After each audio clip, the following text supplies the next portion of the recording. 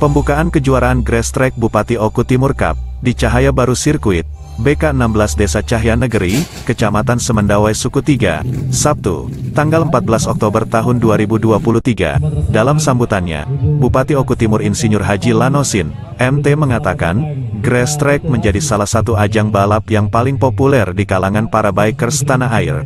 Saya secara pribadi menyambut dengan gembira dan mengucapkan terima kasih kepada semua pihak, khususnya kepada panitia penyelenggara serta kepada para peserta, ujarnya, sehingga event final kejuaraan Grass Track Bupati Oku Timur Cup tingkat Sumatera Selatan ini dapat terselenggara di Kecamatan Semendawai Suku 3, Oku Timur dengan lancar, sesuai jadwal yang telah kita rencanakan yakni pada tanggal 14-15 Oktober tahun 2023, jelas Bupati.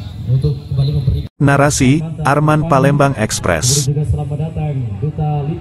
Tekan subscribe, nyalakan lonceng notifikasinya dan ikutin media sosial Palpres lainnya.